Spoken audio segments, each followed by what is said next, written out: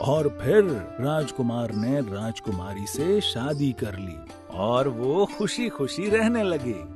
क्या हम दीदी के लिए भी राजकुमार ढूंढेंगे या तुम्हें राजकुमारी चाहिए? अरे राजकुमारी क्यों? वो तो लड़की है, तो उसकी शादी तो किसी लड़के से होगी ना। जो ताऊजी कह रही हैं वो सही है, पर पूरी तरह नहीं। जैसे हाथ की सारी उंगलियां एक सी नहीं होती, उसी तरह लोग भी अलग अलग तरह के होते हैं।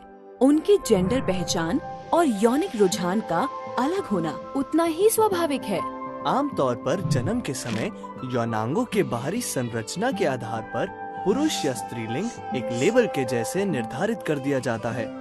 यदि किसी के बाहरी यौनांग और भीतरी जननांग में विविधताएं हो और उन्हें निर्धारित रूप से पुरुष या स्त्री कहकर परिभाषित न किया जा सके, तो उन्हें इंटरसेक्स कहा जाता है।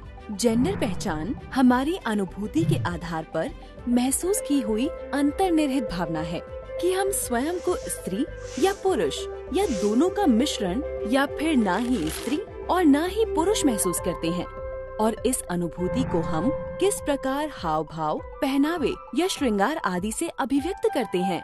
पर किसी का अपने जन्म पर निर्धारित लिंग से भिन्न जेंडर का होने का अनुभव करना बिल्कुल स्वाभाविक है। उन्हें ट्रांसजेंडर कहा जाता है। अब यौनिक रुझान आपके किसी के प्रति यौन रूप से या भावनात्मक रूप से आकर्षित महसूस करने के बारे में है। यौनिक रुझान कई तरह के होते हैं। अपने से अलग जेंडर की ओर आकर्षण यानी कि हेट्रोसेक्सुअल, अपने समान जेंडर की ओर आकर्षण यानी कि होमोसेक्सुअल, और अपने समान एवं अपने से भिन्न जेंडर की ओर आकर्षण यानी कि बाइसेक्सुअल इत्यादि। खुद को LGBTQIA+ समुदाय का बताना किसी की यौनिक रुझान और जेंडर पहचान की एक वैध अभिव्यक्ति है। इसको किसी प्रकार का रोग समझकर इसका इलाज करने की कोशिश करना हानिकारक है, क्योंकि ये कोई रोग नहीं है।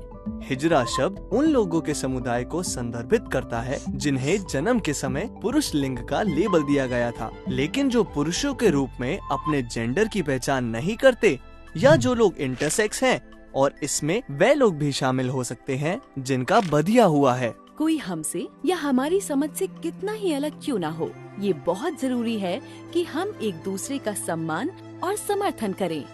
और यदि आपके मन में सवाल है तो खुल के पूछो।